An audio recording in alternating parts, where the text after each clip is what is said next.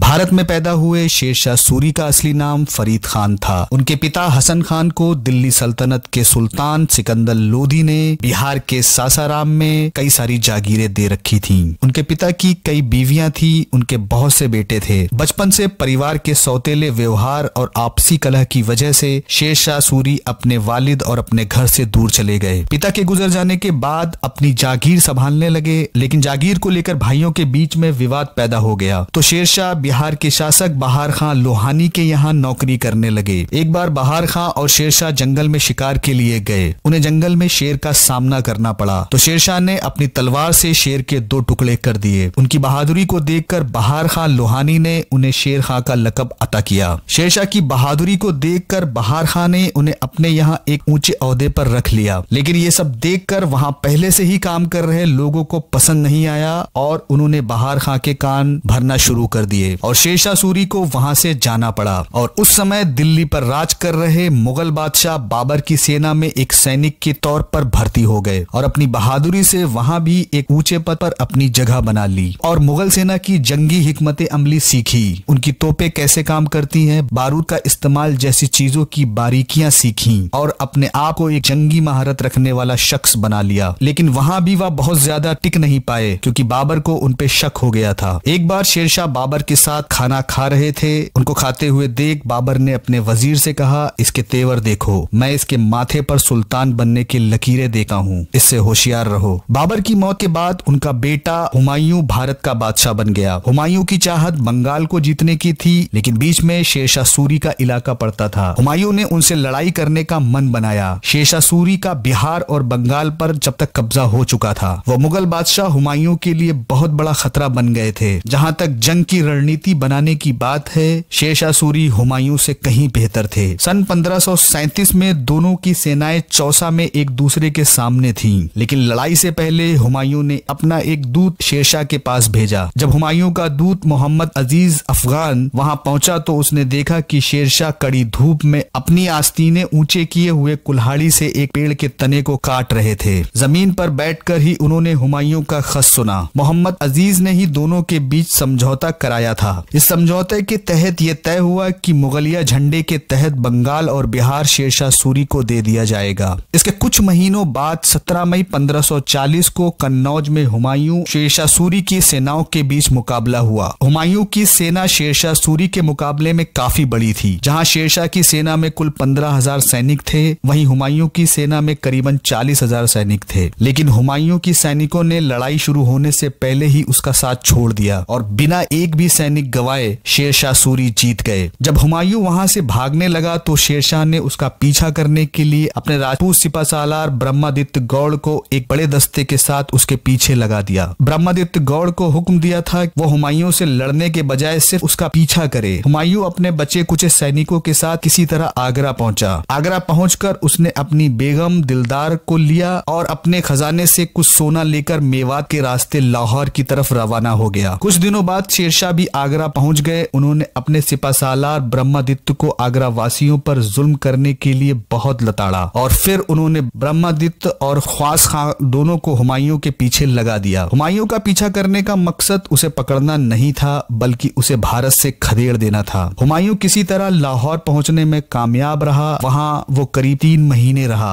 उसके पीछे भेजे गए शेरशाह के सैनिक बारिश की वजह से आगे नहीं बढ़ पाए। सन 1540 के तीसरे हफ्ते में शेरशाह लाहौर की तरफ बढ़ने की खबर पहुंची। बादशाह हुमायूं वहां से भाग निकला। अब हुमायूं के साथ बहुत कम सैनिक बचे थे और उसकी पत्नी साथ गई थी। जैसे ही हुमायूं ने भारत की सीमा पार की, उसका पीछा कर रहे ख्वास खान ने भी उसका पीछा करना छोड़ दिया और शेरशाह सूरी भारत के बादशाह बन गए। शेरशाह सूरी को पूरे भारत में सड़कों और सराय बनवाने के लिए जाना जाता है। उन्होंने सड़कों के दोनों तरफ पेड़ लगवाए ताकि सड़क पर चलने वालों को पेड़ का साया मिल सके। उन्होंने 4 बड़ी सड़कें बनवाई, जिसमें सबसे बड़ी ढाका के पास सोनार गांव में सिंधु नदी तक 1500 किलोमीटर की लंबी सड़क है, जिसे आज जीटी रोड कहा जाता है। इसके अलावा उन्होंने आगरा से बुरहानपुर, आगरा से जोधपुर और लाहौर से मुल्तान तक की सड़कें बनवाई। उन्होंने हर 2 कोस पर लोगों के ठहरने के लिए सराय बनवाए। हर सराय पर 2 घोड़े रखवाए, जिसका इस्तेमाल डाक भेजने के लिए किया जाता था, जिसे आज भारतीय पोस्टल विभाग कहते हैं। उन्होंने ही रुपये को लागू किया। वह पहले शासक थे जिन्होंने रुपया इस्तेमाल किया। शेरशाह के राज में अधिकारियों का तबादला बहुत जल्दी कर दिया जाता था और उनके सैनिक भी हमेशा चुस्त रहते थे। शेरशाह का शासन सिर्फ 5 साल होने के बावजूद उनके द्वारा किए गए कामों को कम करके नहीं आंका जा सकता। उन्होंने दिल्ली में पुराना किला बनवाया। सासाराम में बने उनके मकबरे कारीगरी एक बेहतरीन नमूना मानी जाती है। शेरशाह सूरी अपने लोगों के लिए किसी मसीहा से कम न थे। अराजक तत्वों के लिए वो बहुत सख्त थे। दबे कुचले लोगों के लिए उनके मन में बहुत प्यार था। उन्होंने हर दिन भूखे लोगों के खाने के लिए 500 तोले सोने को बेचने से मिलने वाली रकम तय कर दी थी। उन्होंने ये कानून बना दिया था कि वो जहाँ कहीं भी रुके वहाँ हर व्यक्ति को खाना मुहैया कराया जाए। उनके शाही बावर्ची खाने में हजारों लोगों का खाना रोज बनता था। शेरशाह सूरी कभी जुल्म करने वाले का साथ नहीं दिया करते थे, चाहे वे उनके सगे रिश्तेदार ही क्यों ना हो। शेरशाह सूरी बहुत रहमदिल बादशाह थे। जब हुमायूं की हार के बाद वो आगरा पहुंचे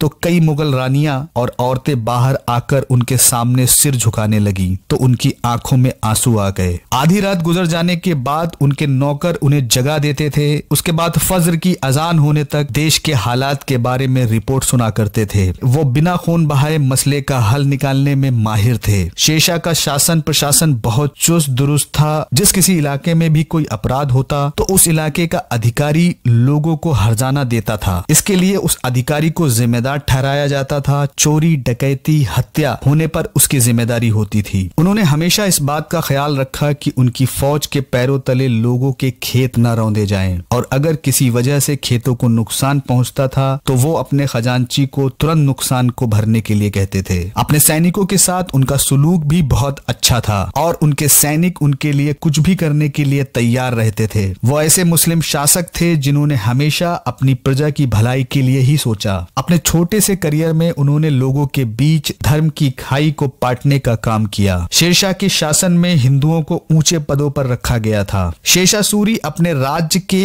सभी कामों को खुद अपनी निगरानी में करवाया करते थे और अपने अधिकारियों की तनख्वाह सैनिकों की तनख्वाह खुद तय करते थे, उनकी महारत और उनके ओहदे के हिसाब से। शेरशाह सूरी ने सन 1544 में कलिंजर के किले का मुहासिरा किया। कलिंजर जाने की वजह बीर सिंह बुंदेला था जिसे शेरशाह ने अपने दरबार में तलब किया था, लेकिन उसने भागकर कलिंजर के राजा कीरत सिंह के यहाँ पनाह ले ली थी और राजा कीरत सिंह ने शेरशाह को उसे सौंपने से इनकार कर दिया था और सन 1545 को शेरशाह ने और किले पर हमला बोल दिया। हमले में शेरशाह खुद आगे आगे चल रहे थे और जब दरिया खां बम लेकर आया तो शेरशाह ने खुद बम के पलीते में आग लगा दी और उन्हें किले के अंदर फेंकने का हुक्म दिया। सैनिक इन बमों को किले के अंदर फेंक रहे थे। एक बम किले की दीवार से टकराकर वापस लौटा और उस जगह फटा जहां बाकी बम रखे हुए थे और एक बहुत जबरदस्त धमाका हुआ और चारों तरफ आग लग गई। इस आग में शेरशाह सूरी आधे जल गए। शेरशाह सूरी उसी जली हुई हालत में अपने सिपा सालार ईसा खां को तलब किया और हुक्म दिया कि उनके जिंदा रहते किले को फतह कर लिया जाए। या सुनते ही ईसा खां ने किले पर चारों तरफ से हमला बोल दिया। सैनिक चींटियों और टिड्डियों की तरह किले पर टूट पड़े और जैसे ही शेरशाह सूरी को जीत की खबर सुनाई गई उनके चेहरे पर खुशी के भाव उभर आए। उन्होंने अपने आखिरी अल्फाज कहे, या खुदा मैं तेरा शुक्रगुजार हूँ, तूने मेरी इस ख्वाहिश को पूरा किया। या कहते ही उनकी आंखें हमेशा के लिए बंद हो गईं। शेरशाह की मौत के 5वें दिन उनके दूसरे नंबर के बेटे जलाल खां कलिंजर पहुंचे जहां उन्हें भारत का बादशाह बना दिया गया। शेरशाह को कलिंजर के पास लालगढ़ में दफनाया गया। वहां से निकालकर सासाराम में शेरशाह के मकबरे में ले जाया गया। अगर वीडियो पसंद आया हो तो लाइक और शेयर करें। चैनल पर